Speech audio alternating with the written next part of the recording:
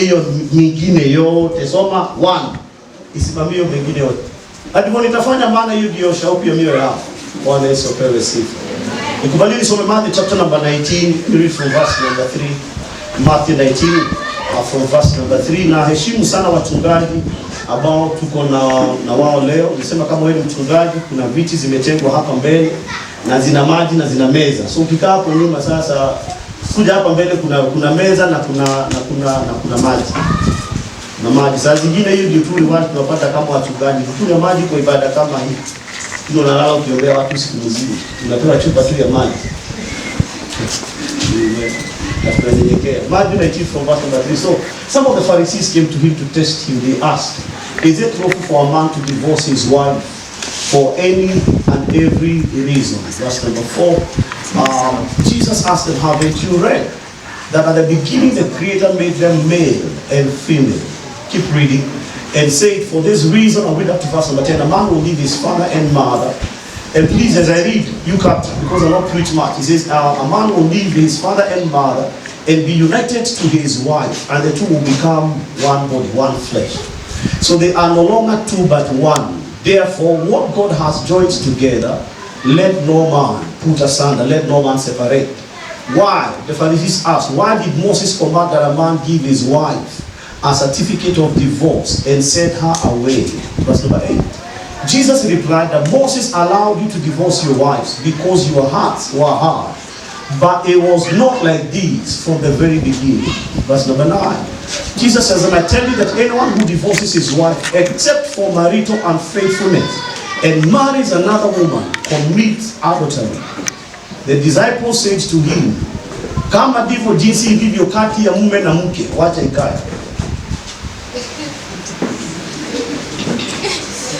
Si wote tafsiri kivya. Walisema, if this is the situation between a husband and a wife, it is better not to marry. Bwana pewe sifa.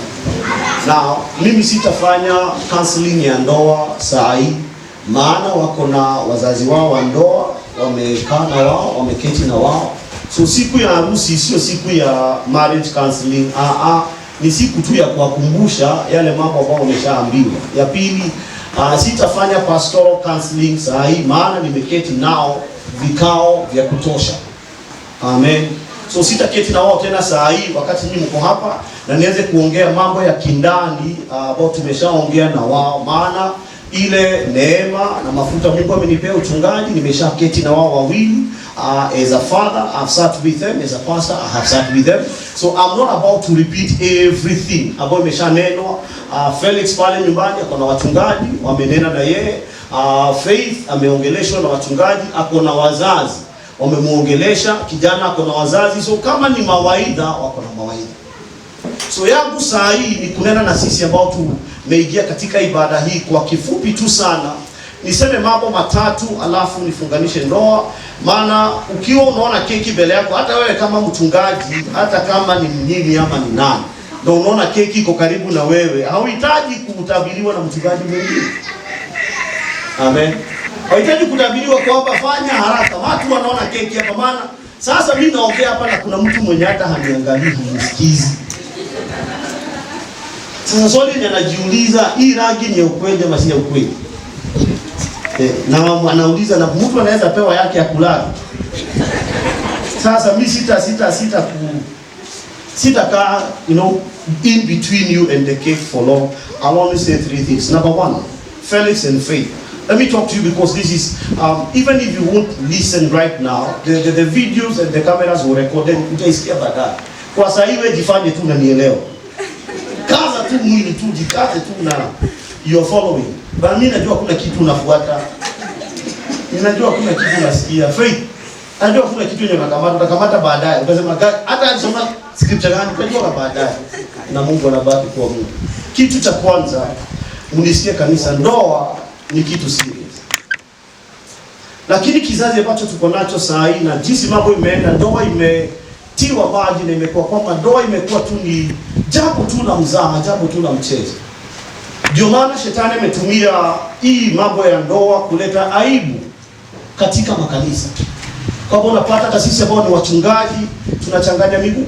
Sisi ambao ni maaskofu unapatia mke wako talaka na unachukua mwingine na unaendelea kukua askofu. Mimi mchungaji napea mke wangu talaka na oa mwingine na naendelea kukua mchungaji, maana mambo ya ndoa imefanywa kuwa kawaida. Lakini nataka uelewe, Kristo akawaambia Wafarisayo, akawaambia kutoka mwanzo Mungu hakuwahi kubani kwamba watu wakishaingia ndani ya ndoa waitoke. Yesu akamwambia Mafarisayo ambao walikuwa wamesoma sheria ya Musa, walikuwa ni kama wahubiri wa siku ya leo, walikuwa ni watu ambao wanaelewa maandiko, na walikuwa na mjaribu Yesu hivi kwamba waone kama kunaweza patikana nafasi ya ukishaingia kwa ndoa ukiboeka unatoka. Ukishaingia kwa ndoa na mama amezeeka, unatoka unatafuta mama ambaye ni mchanga kidogo. Ukishaingia kwa ndoa mapema, alafu unakuja kupata huyu hakuwa amesoma, unapata kingine abako kamesoma na kana degree. Yesu, unaona namna gani? Si niache huyu mzee nichukue hii yenye inatembea ambayo imesoma. Yesu akaambia kulingana na vile Mungu alivyoumba dunia.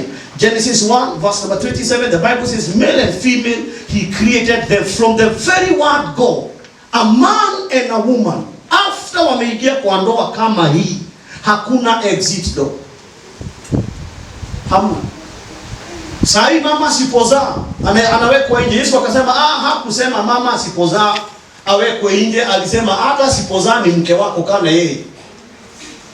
Na asipozaa vijana, Yesu akasema hata asipokuzalia vijana bado ni mke wako unakana yeye.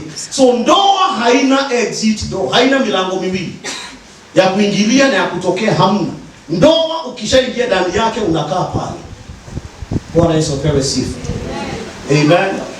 Now, hii mzaha imeingia, ndio maana unapata kwamba tumeingia katika tatizo katika kizazi chetu, maana ndoa inakaa tu ni kitu ya kuchezewa na watu wanaingia jinsi ambavyo wanataka, wanatoka. Na sisi wengine wenye tuko ndani hiyo ndoa tunachezea ndoa za wenyewe. Tunakejeli ndoa za wenyewe, hatuziheshimu, hatuzidhamini. Kwamba unafanyika kwamba tu unaweza keti ama unaweza fanya namna ama tunaweka bidii ya kumaliza ndoa kati ya mtu mmoja na mwingine. Yesu mwenyewe akasema wakishaingia ndani hiyo ndoa it is permanent. Na Felix na Faith, mimi nakwambia hiyo ndio unaingia saa hii is permanent. Before we officiate, I'll ask you a question. If you tell me yes, it becomes permanent. Ukishaingia imetosha, imeisha. Bwana Yesu apewe sifa.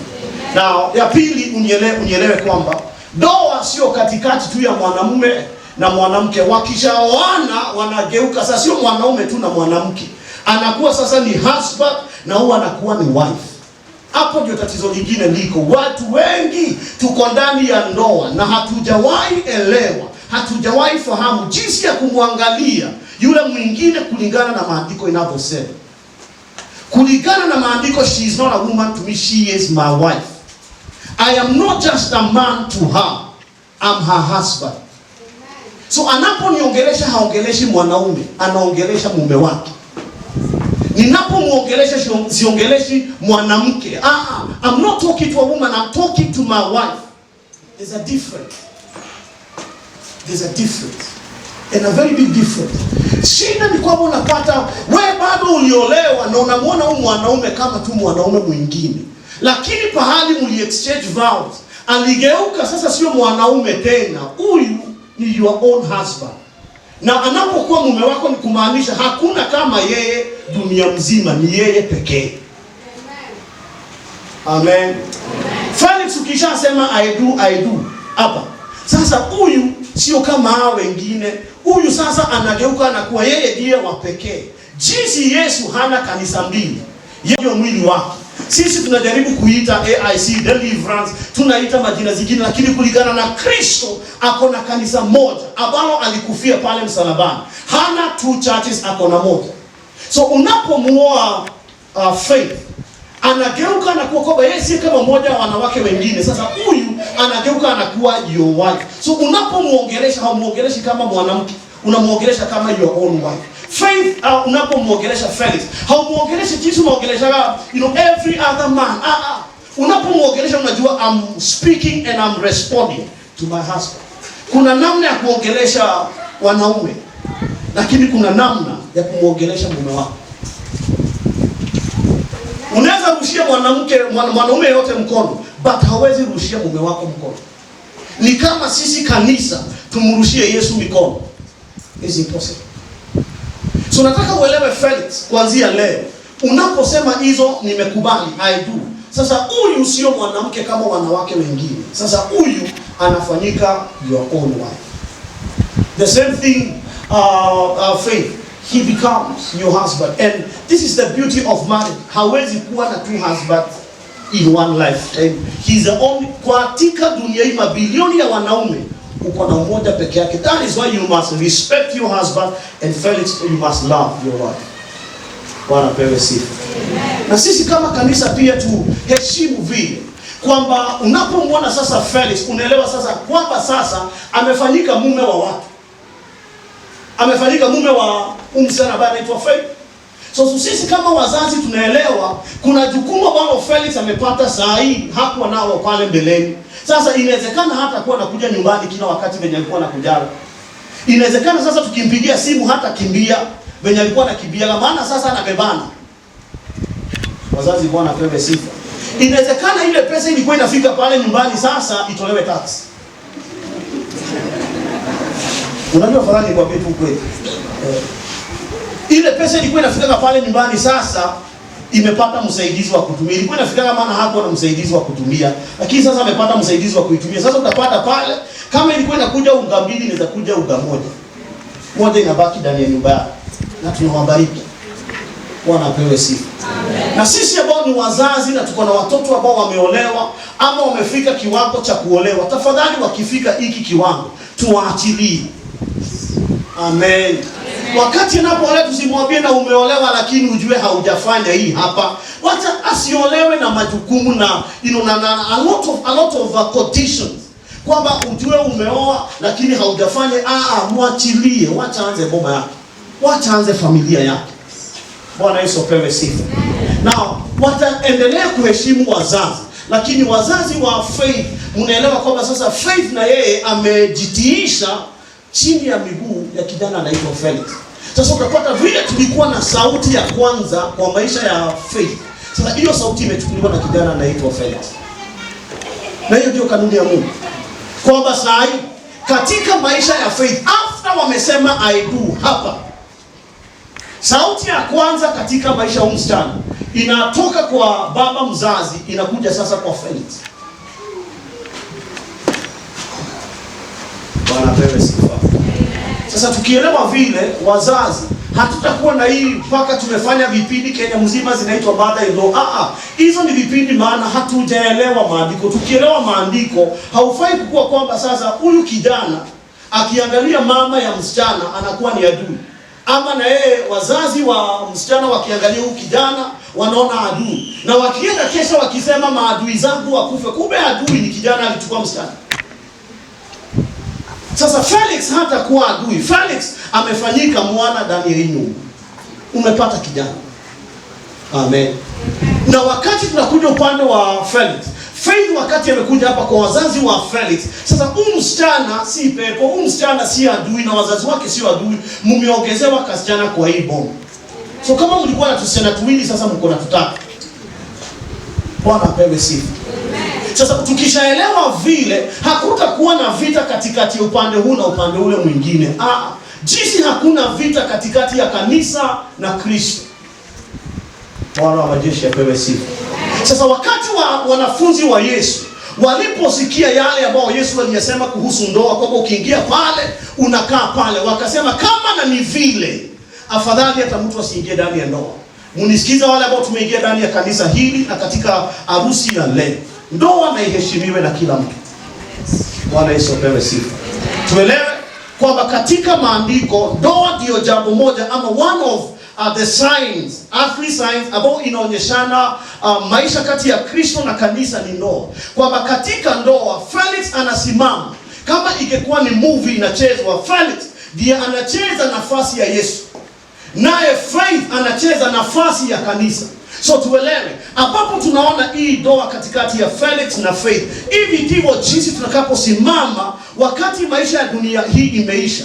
Hivi ndivyo tutakaposimama wakati Mungu Baba atakuwa amesimama kama mimi. na atakuwa anaona mwanae wa pekee Yesu Kristo akipokea mke wake ambaye ni kanisa. Amen.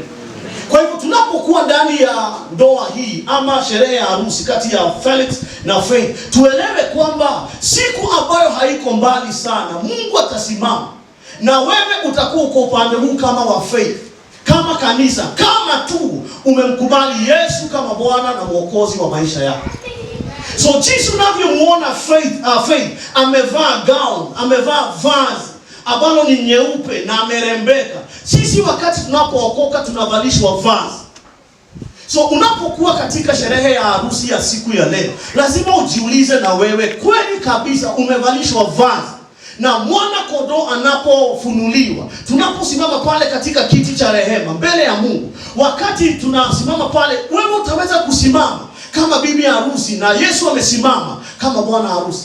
So tuelewe kwamba hii ndoa ya Felix na Faith inatukumbusha kwamba siku ambazo haziko mbali tutasimama pale mbinguni na Yesu atatupokea kama bwana harusi. Sisi tutasimama kama bibi harusi. Bwana apewe sifa. Tutasimama kama bibi harusi.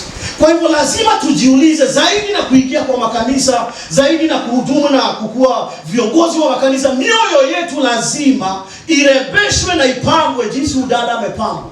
Tusimame kama bibi harusi, diposa Yesu anaporudi tuweze kusimama na tuweze kuingia na yeye katika maisha ambayo haina mwisho. Bwana pewe sifa.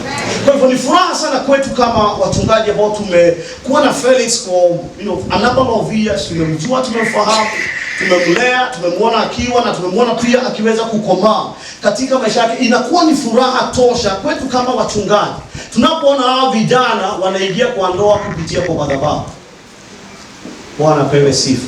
Na wale vijana ambao tuko katika nyumba hii, ni kueleze ukweli, ndoa ambao inafana ni ile inaanzishwa katika madhabahu. Amen. Huo mwanaume akona pesa, kama akupeleki kwa madhabahu, achana na yeye. Huo dada ni mrembo, lakini kama hataki kuja kwa madhabahu, achana na yeye. Wacha familia yako na ndoa yako ianze hapa kwa madhabahu. Bwana Yesu apewe sifa. Kwa hivyo ndoa ni kitu cha maana na ni kitu ambacho cha kumaanisha. Kwa hivyo Felix, tunapofanya the vows, I honestly I'll take those 10 minutes and say, as we do the vows, please understand this is a serious affair. It's a serious affair. And understand, this lady becomes your wife, your only wife. This man becomes your husband, your only husband. Treat him like that and live with him like that. I'll tell you only one thing. Ecclesiastes 9 verse number 9. The Bible says, enjoy your days with the wife whom you love. Enjoy your days, enjoy your life with the wife whom you love. This is the only thing I will ask you, that for the rest of your earthly life, as long as God will give you days, enjoy your life. Bwana pewe sifa. Sasa mnisikize kanisa, kuna wengi wetu tuko ndani ya ndoa lakini zilikufa. Hii maandiko hai-apply. Inasema enjoy life with the wife whom you love all the days of this meaningless life that God has given you under the sun. Anasema furahia ndoa katikati yako na yule mke ambaye Mungu amekupa. Nielewe, kuna ndoa mingi hapa zilikufa. Kitambo zilikufa. Ni namna ya kutoka inakosa. Zilikufa. Lakini tuko pamoja maana tuna watoto. Sasa tukiachana na watoto ni watatu, tutagawana hadi kamoja na nusu. Ndoa mingi zilikufa, watoto ndio wamekuwa kama kufuli. Juu sasa mtu anashangaa watoto ni watatu, ama umebarikiwa na katoto kamoja, ama umebarikiwa watoto tuwili, kasichana na kavulana, nani ataenda na msichana, nani ataenda na kijana. So unaona badala, maana hakuna namna ya kugawana watoto tu. Hata tuteseke tu hapa. Wengine ndoa zilikufa, mko pamoja juu mnasomesha watoto. Wacha tumalize kusomesha watoto muone nikikuacha. Lakini sasa nikimwacha huyu mzee saa hii na pia nalipa school fees, watoto sasa sitaweza kulipia school fees. So wacha nikibaki na yeye. Wengine tuko ndani ya ndoa zilikufa, lakini uko ndani ya ndoa maana uko ndani ya kanisa. Wewe ni mzee wa kanisa, unaacha bibi yako, utaambia watu nini? Utaambia watu namna gani? Na unajua ukimwacha sasa ile aibu itaingia kwa kijiji. Ile aibu itaingia ndani ya kanisa. So ndoa mingi zilikufa, hii maandiko haiapply. It's the same verse in Proverbs 5 verse number 18, that enjoy life with the wife of your youth. Now, Felix, I will tell this to you because you've never been married before, and this is your first time together with Faith. I want to tell you this: it is possible to enjoy your marriage life. It is possible. In actual fact, it is the easiest thing because it is the first thing that God created. So it means it's the easiest of all. If you always look at this man and see a husband, you always look at this lady, see a wife. You always look at this man, see Christ. You always look at this woman, see the church.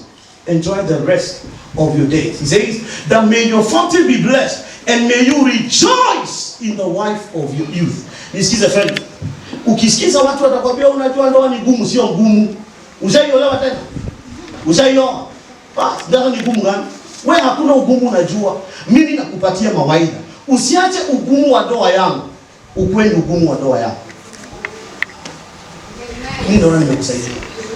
Usiache pahali sisi tumejikoa ama pahali sisi tumepoteza mwelekeo. Pia na wewe uinherit our mistakes. Do not inherit our mistakes. Enjoy life with the wife of your youth. Bwana apewe sifa. Find watu watakwambia unajua wanaume, unajua wanaume wengine. So usiache venye unajua wanaume mimi sijui wanaume wengine, najua huyu. So makosa yao wengine ni ya hao wengine. Sasa wewe rejoice with the husband of your youth. It is that simple. Bwana apewe sifa. Sasa mimi najua nataka tukikuachia hapo nitakuacha kama umehang. Sasa unauliza pastor na yangu ilikufa nitafanya aje? Si urudi kwa ule pastor mwenye alikufunga.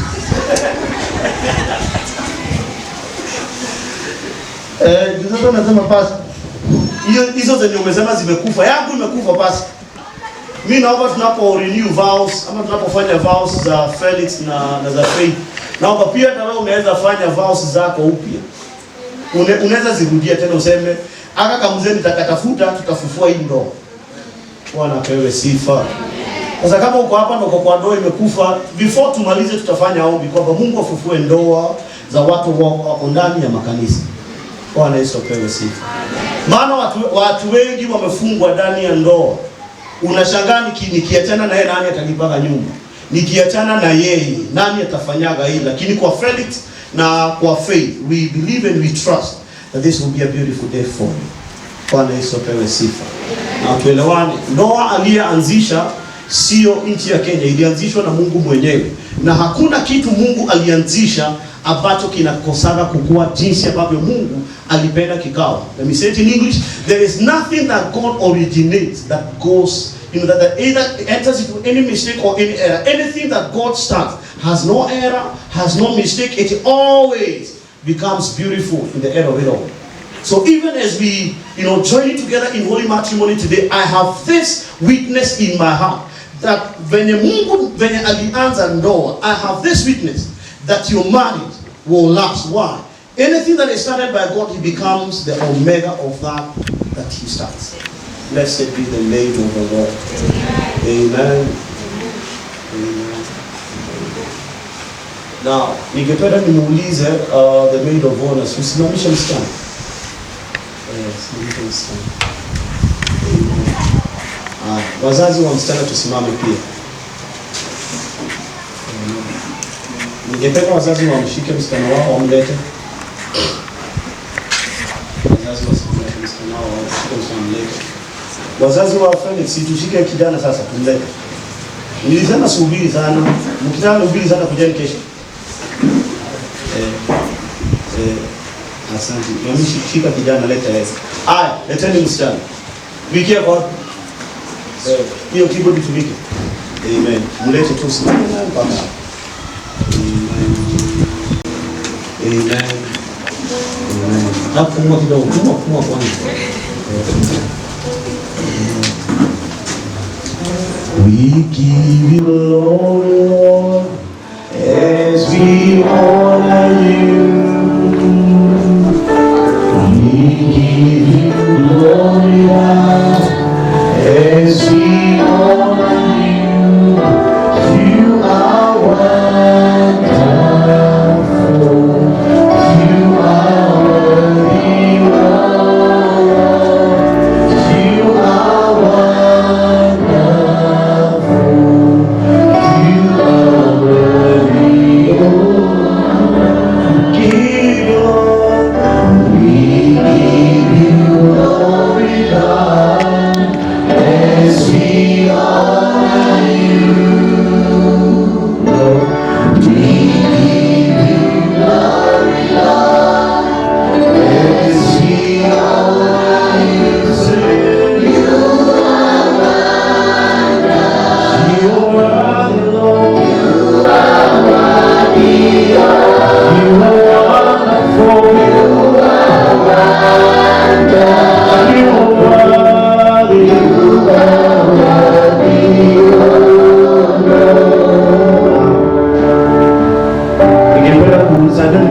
mbeleni na mkatupatia ruhusa ya kuanza ibada, lakini sasa leo ningependa jinsi ambavyo mko na msichana wenu na hawa kuna kijana wao. Msichana kwanza tumesimama hapa, nini kama wazazi niwashukuru sana kwa sababu ya kuwalea watoto. Tunasema ni asante sana, maana mmemlea Faith mpaka amefikia pahali kwenye amefikia. Joshua bila alilala, mimi natumaini kwamba anasikia Kiswahili yangu kidogo. Tunasema ni asante kwa sababu ya kumlea Faith. Tunashukuru sana. Ni asante kwa sababu ya kulea Felix. Hapa tunamwita Felix. Mimi mnamwita mtuko. Mnamwita wote. Mkitaka mnasikia vizuri mnakaita jina lake.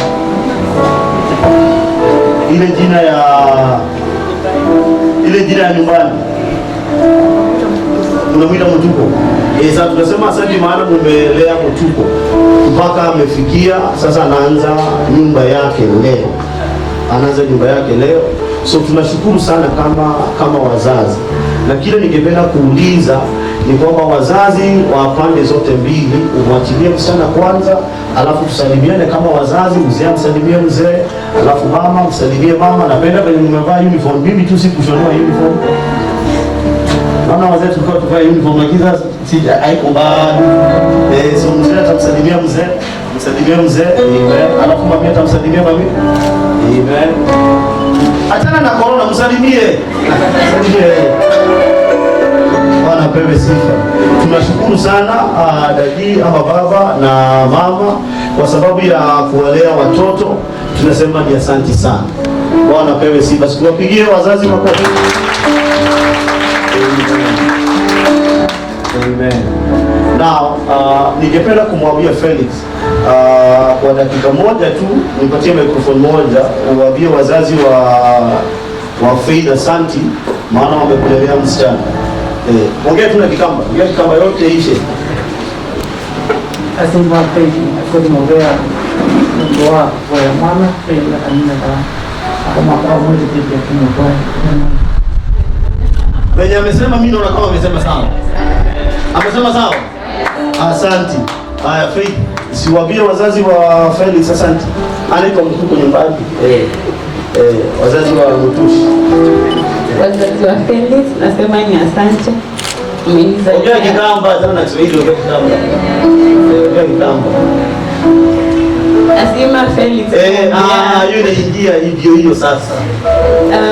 Mambo wako sia mtuko mama ya mama some pia. Na mama ni ngelosta wa kwenda na mse wake.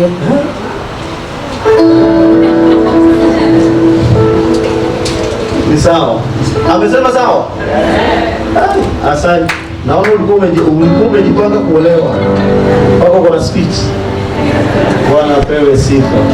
Wazazi tunasema ni asante. Sasa ningependa kuuliza maana sasa hii ndio maandiko yanasema katika Mwanzo sura ya 2 mstari wa 24 kwamba wale ambao wanafanya ndoa, ambao wanaoana watawaacha wazazi alafu wao wakuje wafunganishwe. Sio kwamba wanakosa kuheshimu wazazi, lakini nafasi yao imefika ama wakati wao umefika wa kujisimamia na wasimamishe nyumba yao.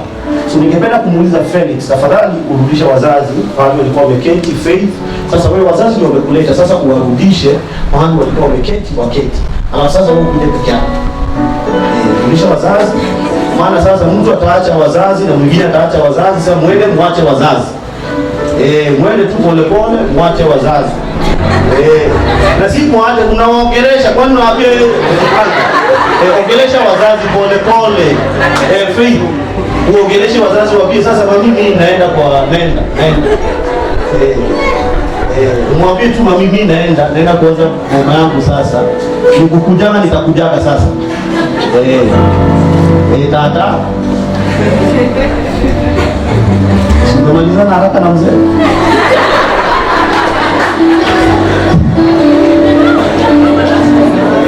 Wazee tunaka mambo mengi. Wazee wanasema wewe enda.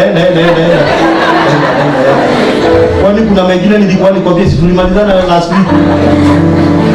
Felix. Abi wazazi unaenda. Bwana abi mzee, mwambie mzee naenda. Unapokea baraka ya wazazi. Ndio hiyo unapokea baraka ya wazazi. Amen.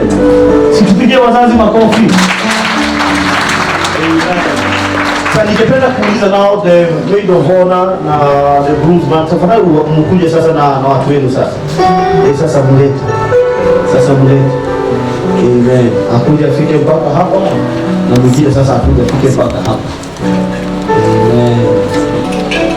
Bwana kwa sifa. Soka tu mbele kidogo. Amen.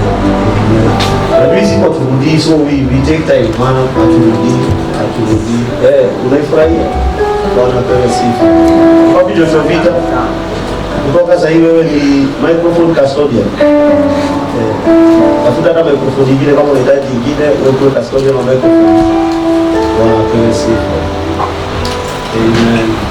Now, before kabla ni waunganishe, ningependa niwaulize maswali kadhaa, lakini swali ya muhimu zaidi nitawauliza wao. Sasa wewe sitakuuliza kama kuna sababu ya kufanya tusiwaunganishe, maana majina yao ishawekwa kwa gazeti ya Kenya yenye hausomagi wewe. So kama ulikuwa upinge, umechelewa. So hiyo maswali ya kama kuna mtu mwenye anapinga hatuulizagi siku hizi. So kama ulikuwa umekuja kujibu hiyo swali, toka saa hii. Hata keki hatukupei. Maana hiyo swali hatuulizagi siku hizi. Hiyo swali sasa inawekwa kwa gazeti. Sasa kama kuna mtu alikuwa kupinga, ungepinga kwa gazeti ama kwa koti, huko ndiko ungepingia. Sasa hiyo hapa hatufanyagi hiyo siku hizi. Bwana pewe sifa. Amen. Kwa kama ulikuwa na sababu ambayo ingefanya tusifunganisha wawili, hiyo sababu kulikuwa na 21 days notice ambao ungepingia pale na haukupinga. So wale tuko hapa ni wale tumekubali. Bwana pewe sifa. Lakini tamuuliza Felix in the presence of everyone here. Wewe mwenyewe kuna jambo ambalo saa hii tu umenenewa tu na roho.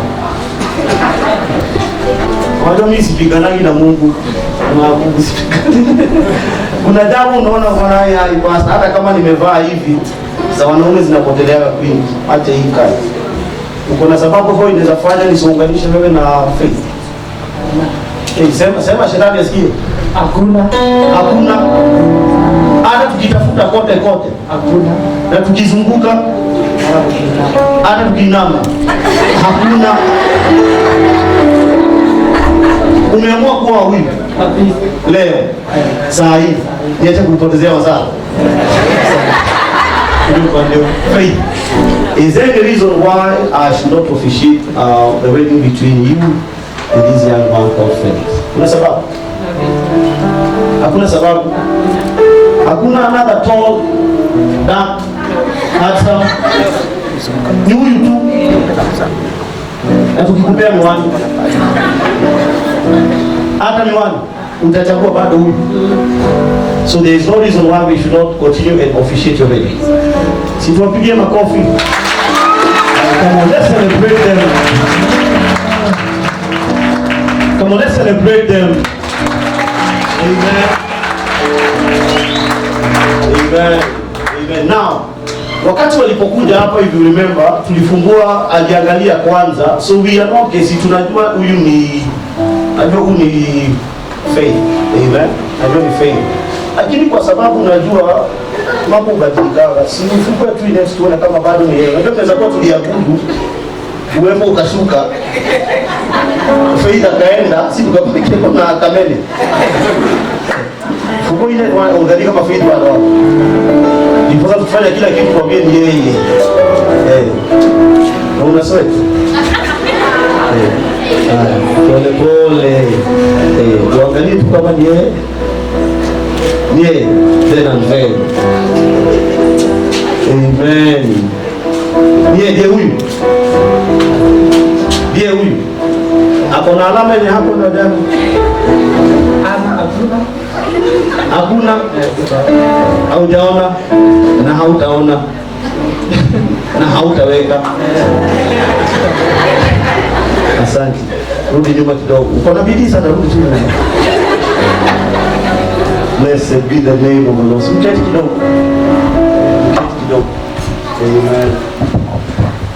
Amen. Now I want us to take the vows seriously.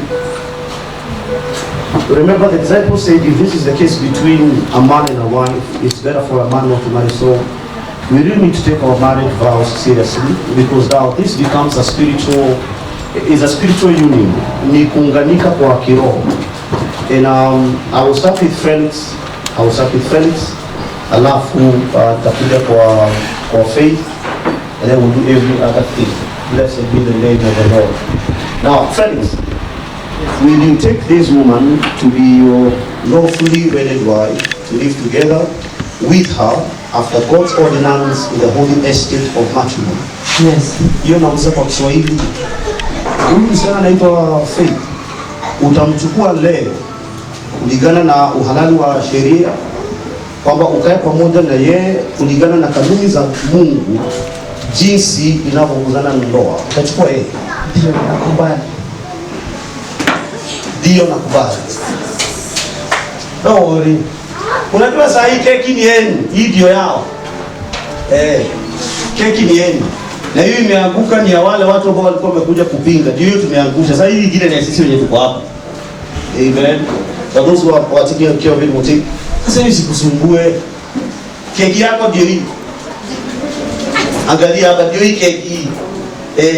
Hii achana nayo. Hii itakusomea maandiko yake baadaye. Keki yako ndio hii. Hii inadumu. Hii kesho haitakuwa. So harusi yako hizi haribika kitu moja kama yangu. Hata naweza pea, nasema hapo nipewe nikulage nikiofficiate.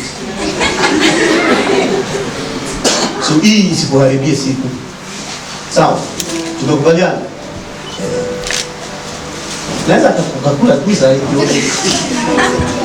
So that should not dampen your day. So let's do this again. Will you take this woman to be your lawfully wedded wife, to live together after God's ordinance in the holy estate of matrimony? Do you? Yes, I do. Now, the second question I will ask you is, will you love Faith, be faithful to her, keep her in all the unfoldings of your earthly lives, and forsaking all others, give yourself only unto her as long as both of you shall live? Yes, I do.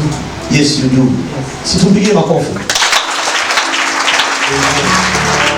Faith Kamene, will you take this man to be your lawful wedded husband, to live together after God's ordinance in the holy estate of matrimony?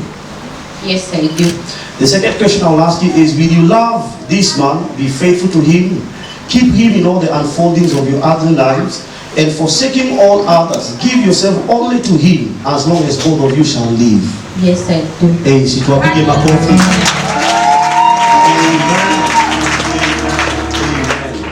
Now, mko na pete? Muna pete?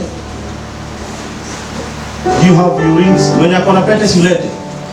Kama zimeletwa na ndege, ziletwe na ndege. Kama zimeletwa na ndege, si ziletwe. Ama ziletwa na watoto, ziletwe na watoto.